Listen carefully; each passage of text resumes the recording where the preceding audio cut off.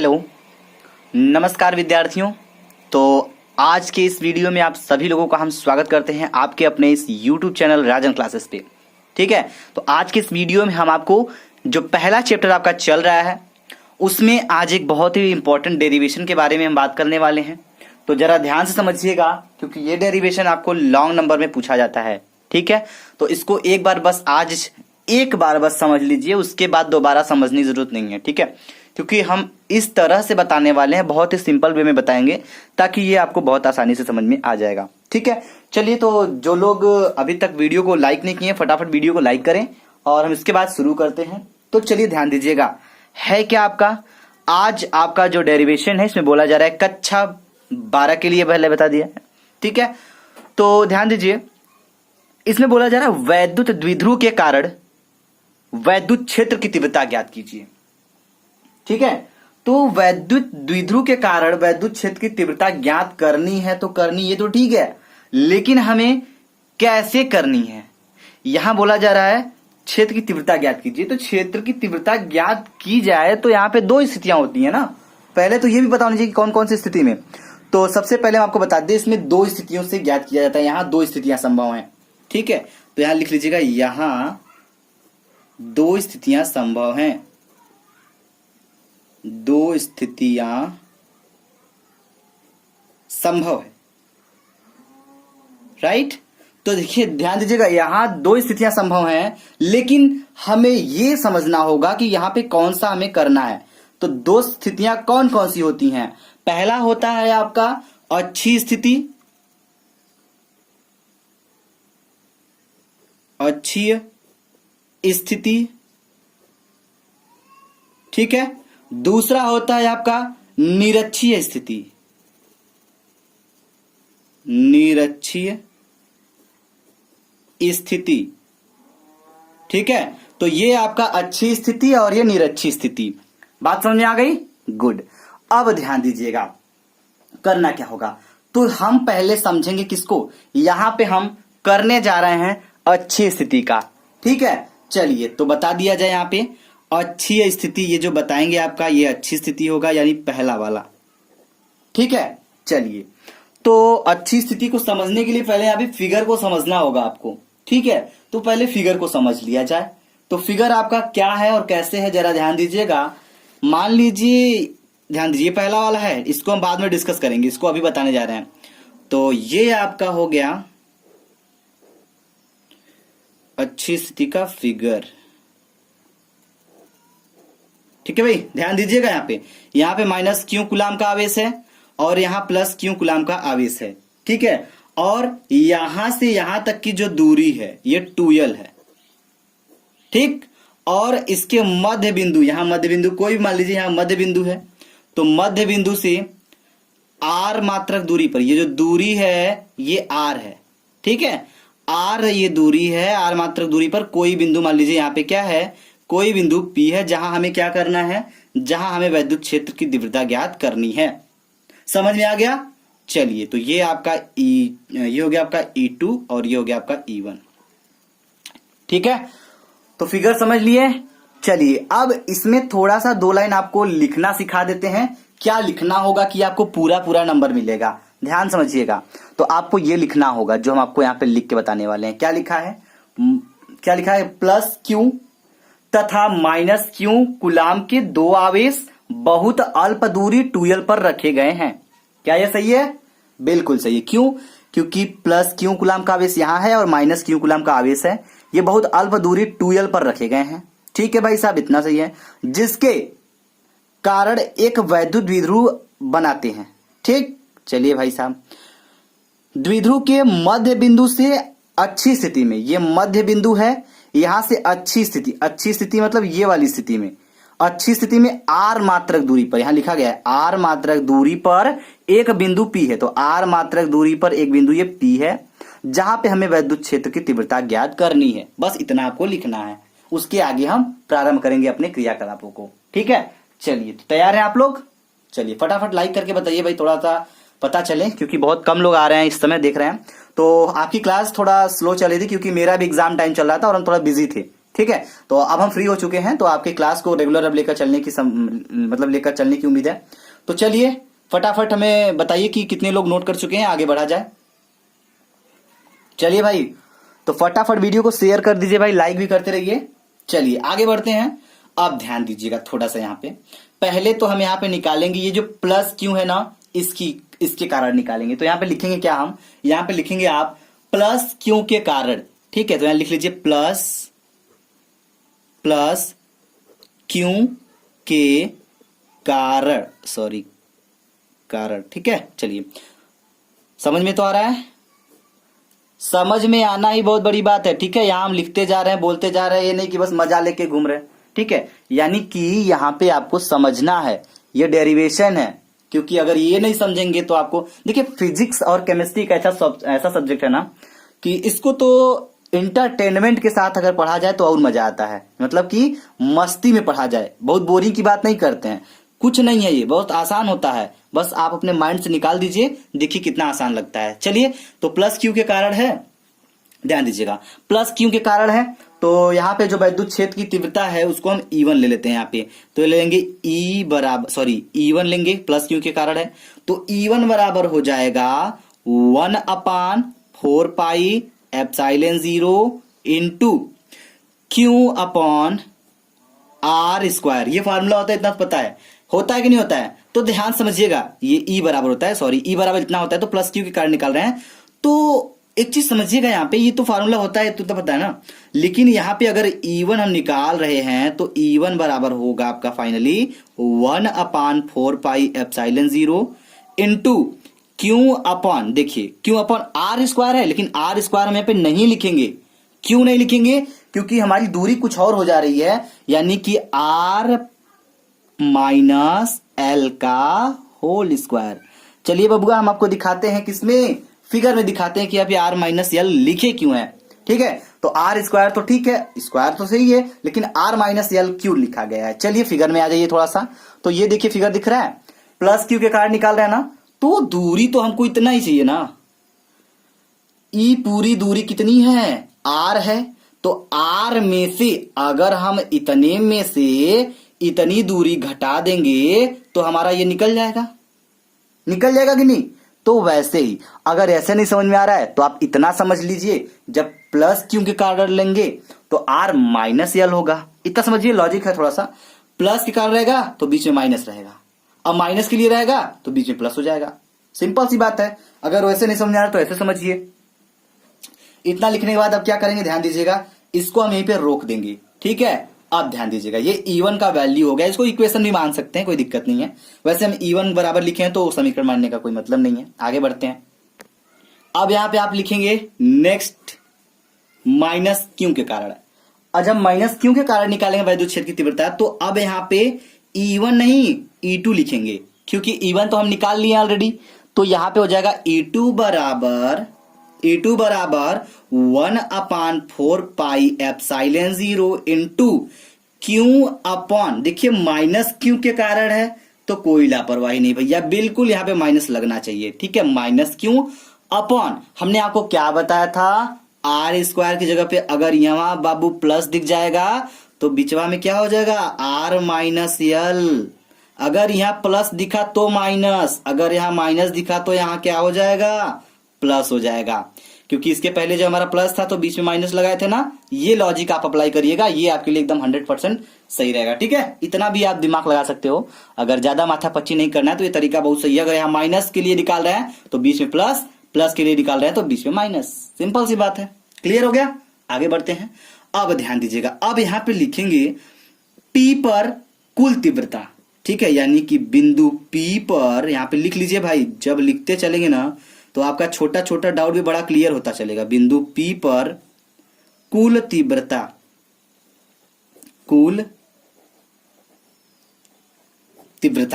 तो बिंदु P पर कुल तीव्रता जो है ये क्या होगा समझिएगा, ठीक है। तो यहां पे एक बबुआ कैपिटल E रखेंगे, और कैपिटल E बराबर हम यहां पे लिखेंगे E1 प्लस E2। E1 और E2 दोनों के वैल्यू को हम यहां ऐड करेंगे, कर लिया जाए, चलिए भाई कर लेते हैं बिल्कुल। तो देखिए ध्यान दीजिएगा, ये कैपिटल ई बराबर हो जाएगा, ई1 का वैल्यू क्या है, ई1 का वैल्यू आपका है 1/4 pi epsilon 0 into q upon r minus l का होल स्क्वायर। सॉरी यहां ध्यान दीजिएगा, यहां पे थोड़ा सा स्क्वायर नहीं लगाए थे, ठीक है, अब सही है। तो ये हो गया ई1 का वैल्यू, क्या हो गया, ये हो गया। चलिए भाई साहब, बीच में प्लस है, प्लस रख देते हैं। अब ध्यान दीजिए, ये माइनस में है ना ई2 का वैल्यू, तो ई2 क्या है 1/4 pi epsilon 0 into minus Q upon क्या हो जाएगा आर प्लस एल का होल स्क्वायर। इतना मिलेगा, समझ में आ रहा है ना। देखिए हमें खत्म करने से कोई मतलब नहीं है, हमारा टारगेट सिर्फ है कि हमारे बच्चों को समझ में आना चाहिए, ठीक है। आप लोगों को समझ में आना हमारी बहुत बड़ी मेहनत होती है, ठीक है। अगर आपको समझ में आ गया तो आप बहुत अच्छा नंबर गेन कर पाओगे और आपको अच्छे से पूरा कर पाएंगे, समझ भी पाएंगे। आगे बढ़ा जाए, चलिए। तो इतना रखने के बाद क्या होगा, चलिए ध्यान दीजिएगा, स्टेप बाय स्टेप चलेंगे, कोई दिक्कत नहीं है। चलिए तो हो जाएगा ये क्या, ई बराबर, एक चीज आपको दिख रहा है, इसमें क्या दिख रहा है, कुछ दिख रहा है तो बताइए। एक चीज अगर देखा जाए तो प्लस माइनस माइनस हो जाएगा, इसमें हमारा एक चीज कॉमन दिख रहा है, क्यों ना हम कॉमन कर लेते हैं। चलिए थोड़ा सा एक स्टेप और चलते हैं, क्योंकि कुछ बच्चे ऐसे हैं जिनको समझ में नहीं आता है, तो उनको समझाते हुए आगे बढ़ते हैं। 1/4 pi epsilon 0 into q upon r minus l का होल स्क्वायर, ये हो गया।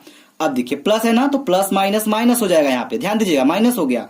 1/4 pi epsilon 0 into q upon r plus l का होल स्क्वायर, इतना हो गया। चलिए ठीक है, आगे बढ़ते हैं, समझिएगा। कैपिटल ई बराबर हो जाएगा, अब देखिए इसमें एक चीज कॉमन दिख रहा है, 1/4 पाई एप्सिलॉन 0, 1/4 पाई एप्सिलॉन 0, क्यों ऊपर, क्यों ऊपर, तो क्यों अपॉन 4 पाई एप्सिलॉन 0 को कॉमन ले ले बबुआ, कोई दिक्कत होगा, बिल्कुल नहीं होगा, क्योंकि दोनों में है ना, तो दोनों में है तो कॉमन कर लेंगे इसको हम। जब कॉमन कर ली, कॉमन मतलब बाहर निकाल लेते हैं, जो दोनों में होगा उसको कॉमन कर लेते हैं, ठीक है। अब इसमें करने के बाद हमें मिलेगा क्या, ध्यान समझिएगा, ऊपर बचेगा 1/r माइनस एल का होल स्क्वायर, ये बचेगा, माइनस 1/4, सॉरी क्या है भाई, r है ना, ठीक है, तो r प्लस एल का होल स्क्वायर, ये मिला हमें। इसको बाहर करने के बाद हमें इतना मिला। अब ध्यान दीजिएगा क्या हो जाएगा, कैपिटल ई बराबर हो जाएगा आपका Q/4 पाई एप्सिलॉन 0। अब देखिए थोड़ा सा ध्यान दीजिएगा, यहाँ पे लापरवाही नहीं बिल्कुल, अगर आपका यहां से नजर हटा तो ये गया, क्योंकि बड़ा इंपॉर्टेंट डेरिवेशन आपके साथ डिस्कस कर रहे हैं हम, ठीक है। और ऐसे ही सारा डेरिवेशन डिस्कस कर लेंगे तो आपको कहीं भी कोई दिक्कत नहीं होगा। चलिए तो क्या करते हैं, इसका एलसीएम ले लेते हैं, या फिर वर्गांतर का सूत्र एक तरीके से कह सकते हो, ठीक है। नहीं, एलसीएम लेके इसका क्रॉस मल्टीप्लाई साधारण भिन्न की तरह हल करते हैं, क्या दिक्कत है। तो हो जाएगा आर माइनस एल का whole square, r plus l का होल स्क्वायर, और ऊपर क्या हो जाएगा, इसका इसमें इंटू, इसका इसमें इंटू, तो हो जाएगा आर प्लस एल का होल स्क्वायर, माइनस है तो माइनस, और इसका इसमें तो आर माइनस एल का, सॉरी ठीक है, हाँ, आर माइनस एल का होल स्क्वायर, इतना हुआ, हो गया कि नहीं हो गया। चलिए भाई साहब, अब आगे बढ़ा जाए, कोई दिक्कत तो नहीं है। चलिए, दिक्कत भी नहीं होना चाहिए, दिक्कत हो जाएगा तो फिर दिक्कत हो जाएगा, दिक्कत बड़ी दिक्कत हो जाएगी, ठीक है। चलिए तो कैपिटल ई बराबर Q/4 पाई एप्सिलॉन 0। अब जरा ध्यान दीजिएगा, a प्लस बी का whole square, a plus minus b का होल स्क्वायर, a और b की जगह पे r और l किरदार निभा रहे हैं, ठीक है। तो जब ये किरदार a और b की जगह पे कौन कौन है, r और l का रोल है भैया। तो एक काम करते हैं, a प्लस बी का होल स्क्वायर क्या होता है, तो a प्लस बी का होल स्क्वायर जो होता है वो होता है a square plus b square plus 2ab, ठीक है। तो ये हो जाएगा a स्क्वायर यानी r square plus b square यानी l स्क्वायर प्लस 2ab यानी 2rl, ब्रैकेट बंद, माइनस है तो माइनस। अब हो जाएगा a स्क्वायर माने r square plus b square माने l स्क्वायर माइनस 2rl, ये हो गया। अब नीचे क्या हो जाएगा, नीचे आपका सेम वही रहेगा, क्या है आर स्क्वायर, सॉरी क्या है भाई, तो ये एक चीज ध्यान दीजिएगा, यहाँ पे आपको हमने एक फार्मूला बताया, वर्गांतर का फार्मूला जानते हैं ना, एक ब्रैकेट में ए प्लस बी, एक ब्रैकेट में ए माइनस बी, होता है कि नहीं होता है? तो यहाँ पे अगर हम इसको हल कर दे नीचे वाला सीधा सीधा, तो हमें मिल जाएगा क्या, r square minus l square का होल स्क्वायर। हुआ? हो जाएगा नहीं हो जाएगा? इसको हमने ये कर, देखिए इतना साधारण सा आपको कैलकुलेशन तो आना चाहिए, ठीक है, क्योंकि भाई आप लोग कक्षा 12 में चले गए हैं, तो इतना तो आना चाहिए। अब ध्यान दीजिए, ई बराबर q upon 4 pi epsilon 0 into क्या हो जाएगा, आर स्क्वायर है तो r square plus l square, इसको ब्रैकेट से बाहर कर रहे हैं भाई, ध्यान दीजिएगा, 2RL माइनस है minus r square minus plus minus l square minus minus plus 2RL, ठीक है। अब बट्टे क्या हो जाएगा, r square minus l square का होल स्क्वायर। समझ में आ रहा है कि नहीं आ रहा है? चलिए कुछ यहाँ पे कट रहा है तो काट देते हैं। ध्यान दीजिए, आर स्क्वायर प्लस में है, आर स्क्वायर माइनस में, रगड़ दिए भाई साहब, कट गए। एल स्क्वायर प्लस में है, एल स्क्वायर माइनस में, इनको भी रगड़ दिया जाए, कट गए। बच क्या गया, ध्यान दीजिएगा, जो बचा वो हो गया क्या, कैपिटल ई बराबर q upon 4 pi epsilon 0 into 2RL 2 to 4 तो हो जाएगा क्या, 4RL upon r square minus l square का होल स्क्वायर। हुआ? समझ में आ रहा है कि नहीं आया ना? तो इतना कर लीजिए पहले, उसके बाद आगे बढ़ते हैं हम लोग, ठीक है। इतना हो जाएगा तो आगे क्या करेंगे, ध्यान से समझिएगा। अब हम ये जो ले चल रहे थे, अब इसको थोड़ा सा ओपन करेंगे। क्या करेंगे, ध्यान दीजिएगा, यहां पे आप लिखेंगे, क्या लिखेंगे भाई, कैपिटल ई बराबर q upon 4 pi epsilon 0 into 4RL है तो 4RL upon r square minus l square का होल स्क्वायर, ठीक, गुड। अब क्या करना है, अब यहां पे लिखेंगे यदि कंडीशन फॉलो होने जा रहा है भाई साहब, ध्यान दीजिएगा इतना, ठीक है। कंडीशन क्या है, यदि क्या, यल बहुत बहुत छोटा है आर से, तो जो आर माइनस एल है इसके बराबर, sorry r minus l square बराबर क्या हो जाएगा, लगभग आर के बराबर हो जाएगा, ठीक है। यल बहुत बहुत छोटा है आर से, तो आर माइनस एल का होल स्क्वायर लगभग आर मतलब आर लगभग आर हो जाएगा।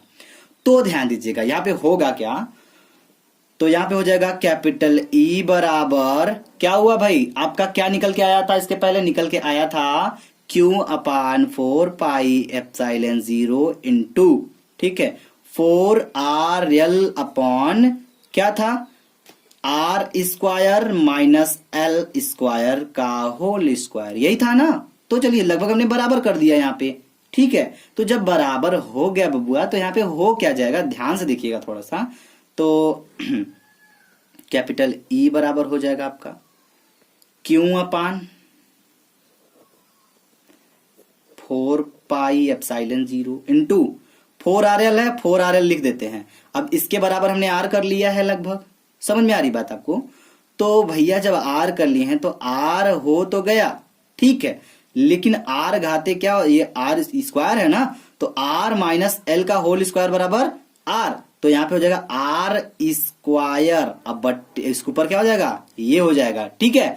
ध्यान दीजिएगा थोड़ा सा, यहाँ पे कैलकुलेशन है थोड़ा सा, कैपिटल ई बराबर q upon 4 pi epsilon 0 into 4RL है, चलिए 4RL अपॉन 2 दूनी के 4 तो आ जाएगा आर घाते 4, आया कि नहीं आया, आया ना।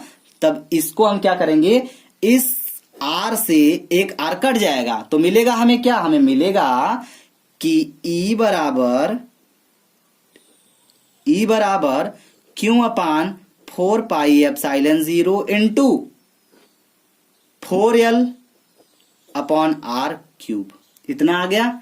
चलिए भाई साहब इतना आ गया तो करना कुछ नहीं, सॉरी 4L रहेगा, 4L हो गया, चलिए, तो 4L को हम क्या करते हैं, इस Q को अब इधर भेज देते हैं, इनका काम खत्म, अपना किरदार निभा के चलेंगे भाई साहब। तो हो जाएगा क्या, ध्यान दीजिएगा, ये जो 4L है, ठीक है, तो इसको कर लेते हैं बराबर, इधर देखिए थोड़ा सा, Q/4πε0, इसको मत ध्यान दीजिए, ठीक है, थोड़ा जल्दी पहुंचते हैं। तो यहाँ पे 1 कर लेते हैं, 1/4πε0, ये हो गया। Q को इधर भेज देते हैं, तो हो जाएगा क्या, ये हो जाएगा Q into 4L upon R³। समझ में आ रहा है, Q को हमने यहां कर दिया। अब ध्यान दीजिएगा, कैपिटल E बराबर 1/4πε0 इंटू Q है, तो Q को टच नहीं करना है भाई। इस 4L को हम क्या कह सकते हैं, इस 4L को अगर हम 2 इंटू 2 कर दें, समझ में आ रही बात, समझिएगा क्या कर रहे हैं। तो जैसे कि इसको हम 2 कर दें, 2 इंटू 2QL कर दें, कुछ दिक्कत, 2 दूनी के 4 हो जाएगा, 4L आ जाएगा, Q मतलब पूरा गुड़ा है, तो इसको इस तरीके से हम लिख सकते हैं। तो अपॉन R³ हो जाएगा, और आपको पता है कि 2QL बराबर P होता है, ठीक है, वैद्युत द्विध्रुव आघूर्ण की बात कर रहे हैं, तो 2QL बराबर P होता है, तो इसकी जगह पे हम इसको रख सकते हैं कि नहीं, रख सकते हैं ना। तो कैपिटल E बराबर 1/4πε0 इंटू 2 है, तो 2 रहेगा, 2QL है, तो इसकी जगह P रख देंगे, तो जगह 2P/R³, यही होता है अच्छी स्थिति में वैद्युत क्षेत्र की तीव्रता का व्यंजक। बबुआ ये आपको जब एग्जाम में देगा ना, ये 4 से 5 नंबर में क्वेश्चन पूछा जाएगा, इसको आप नोट कर लीजिए, ठीक है। अगर आपको ये वीडियो समझ में आता है तो वीडियो को लाइक कर दीजिएगा, शेयर कर दीजिएगा, हमें कमेंट बॉक्स में कमेंट करके बताना ना भूलिएगा। थैंक यू वेरी मच, जय हिंद, जय भारत।